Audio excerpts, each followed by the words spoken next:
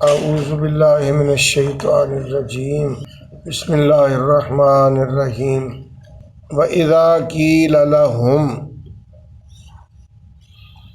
آمِنُوا كَمَا آمَنَ النَّاسُ قَالُوا أَنُؤْمِنُ كَمَا آمَنَ السُّفَهَاءُ أَلَا إِنَّهُمْ هُمُ السُّفَهَاءُ وَلَٰكِن لَّا يَعْلَمُونَ۔ منافقین کا تذکرہ ہے، اور سب سے بڑی ان کی جو برائی تھی وہ ذکر ہو رہی ہے کہ وہ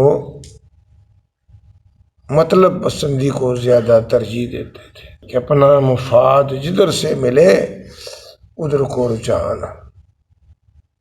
یہ بہت بڑی آدمی کی کم فہمی، کم عقلی اور کم ایمانی یقین نہیں اس آدمی کا۔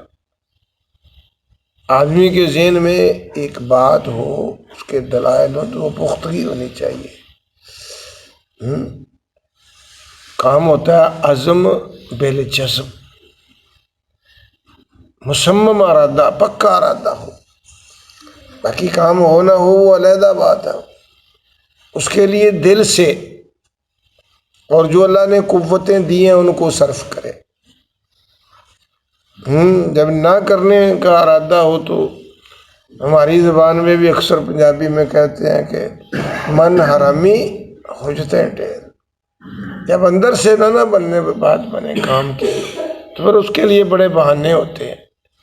بہانے جو ہوتے ہیں وہ آدمی کی یقینی کیفیت جو ہوتا ہے اس کو ختم کر دیتے ہیں۔ یہ منافقوں کی بہت بڑی علامت ہے، اور جس سے کامیابی جو ہے آدمی کو نہیں ملتی، اور پھر آدمی تکلیف بھی نہیں اٹھا سکتا، عدم برداشت ہو جاتی ہے اس میں۔ وہ جیتا مطلب کے لیے ہے، اور کسی کے پاس جانا مطلب کے لیے۔ مطلب ملا تو اس سے راضی، نہ ملا تو اس سے ناراض۔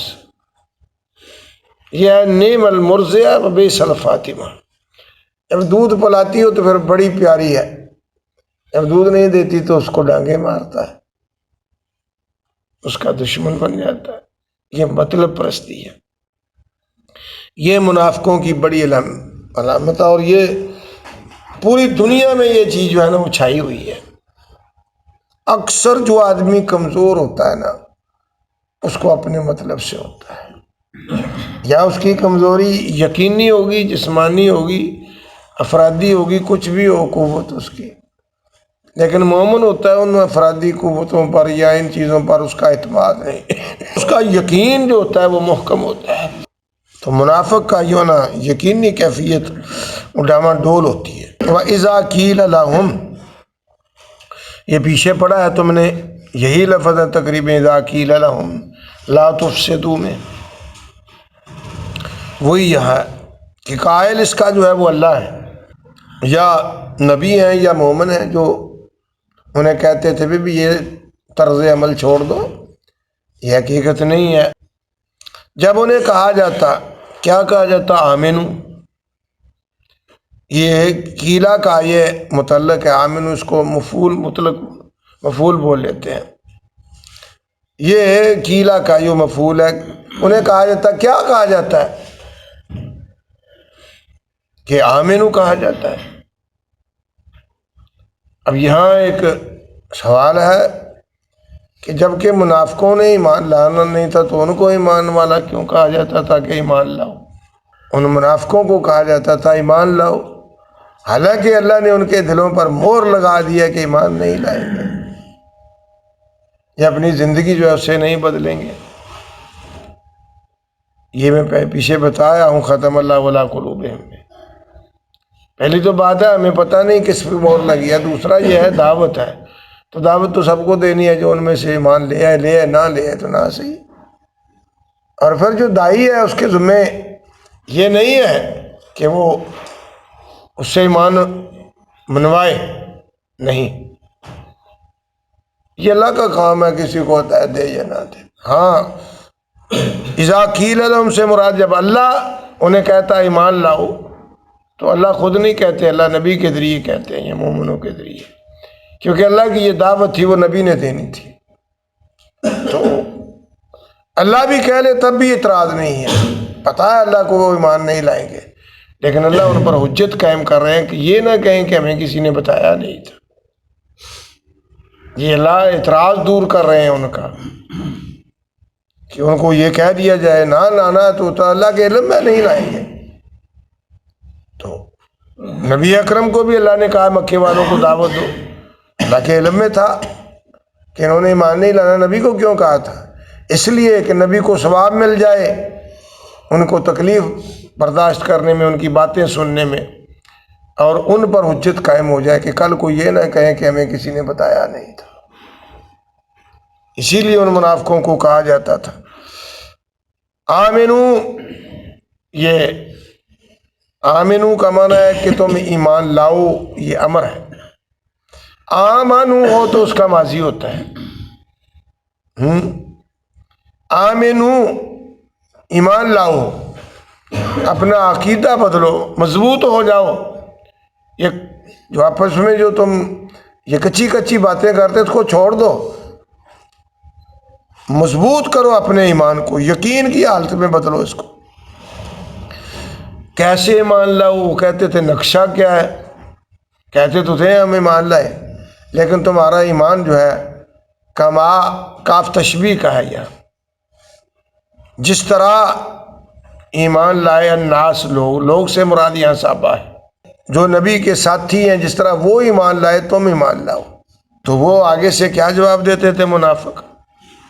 قالو کہتے تھے انؤمنو، یہ استفہام ہے، یہاں استفہام انکاری ہے۔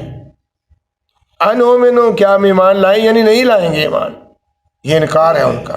من وجہ، ایک استفہام یہ ہوتا ہے سوال، ایک انکاری ہوتا ہے، یا انکاری ہے، انکار کرتے تھے کیا بھرا ہم ایمان ان کی طرح لے آئیں جو جیسے ایمان لائے بیوقوف۔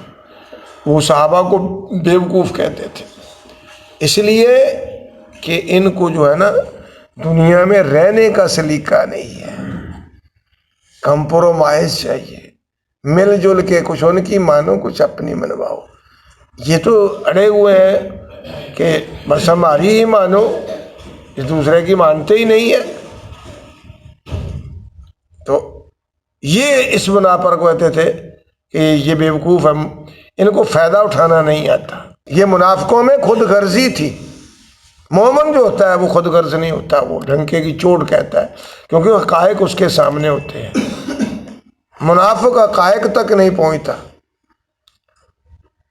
قالوا انؤمنو، تو کہتے ہیں کہ ہمیں اس طرح کا ایمان لائے جیسے بیوقوف ایمان لائے۔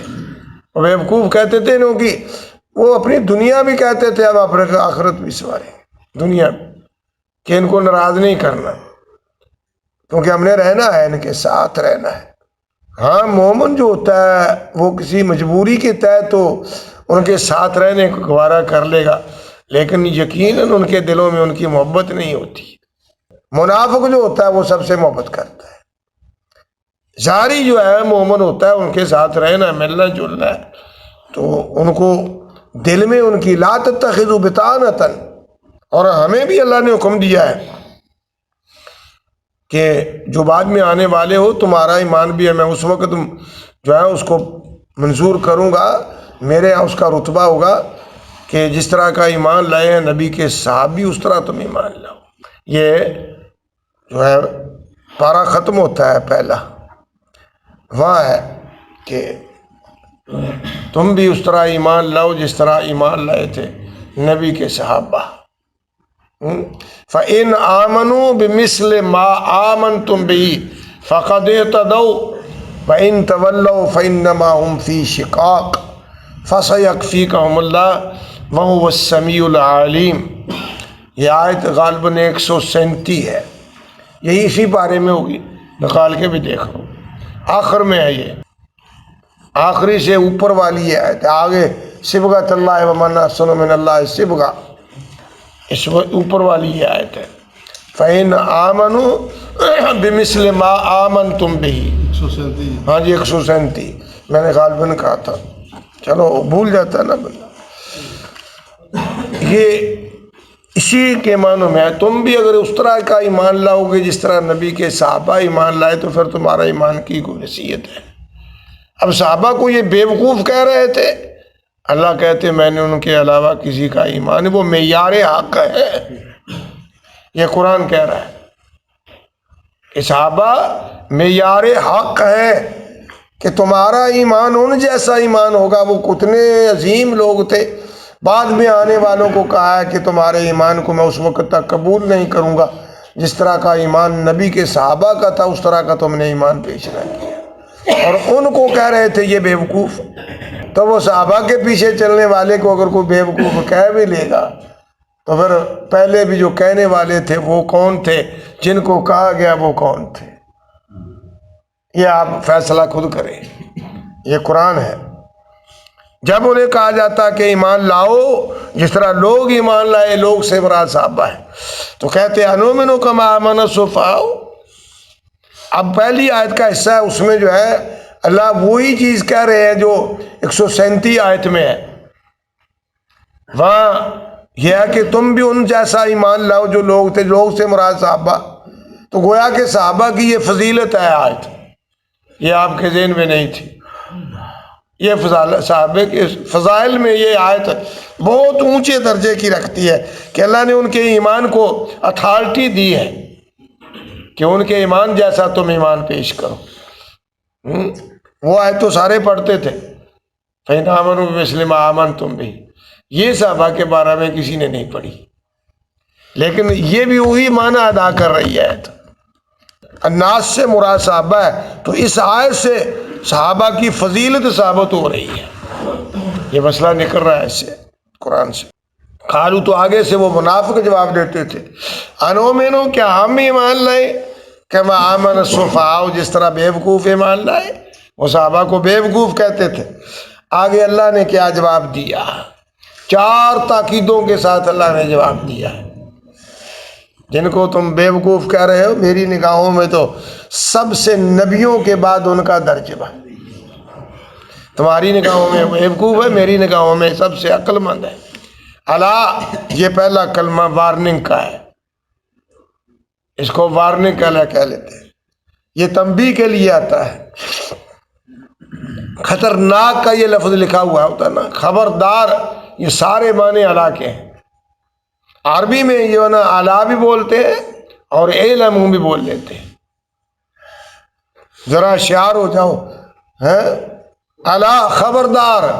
انہم، پہلے تنبیہ وارننگ، جو کہہ رہے ہو یہ غلط ہے، حقائق اس کے برعکس. انہم، بے شک وہ، انہا پھر تحقیق کا، ہم ضمیر کی لائے ہیں، پھر ہم ضمیر کی لائے ہیں، تاکیدیں ہیں. یہ پیچھے بھی بتایا تھا کل بھی، وہی لفظ ہے جو ان کے بارے میں الا انہم ہم المفسدون، یہاں الا انہم ہم السفہاء.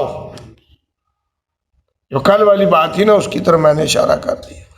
یہ تاکیدیں ہیں بار بار. ولیکن، آگے استدراک ہے، لیکن حقیقت کی ان کو خبر نہیں ہے. آج ان کو کہہ رہے ہیں بیوقوف، کب وقت آئے گا تو پھر پتہ چلے گا کہ بیوقوف کون تھے. کب یوم تبلی السرائر، جب راز کھلے. اب تو ان کے راز جو ہے نا وہ کھلے نہیں، کسی کو پتہ نہیں ہے. اللہ دلوں کی جانتا ہے، تو اللہ نے کہیں اظہار کر دیا، علیحدہ بات ہے. لیکن رازوں کا کھلنے کا یہ دنیا وقت نہیں ہے، وہ آخرت ہے. جب اللہ کے پاس جائیں گے تو اس وقت تو ان کے جو سینوں کے اندر مخفی تھا کہ وہ بڑا تھا، اس کا اللہ قیامت کے دن کھولیں. اللہ، خبردار. انہم، بے شک وہ بیوقوف کہنے والے صحابہ کو، وہ خود بیوقوف، وہ بیوقوف ہے.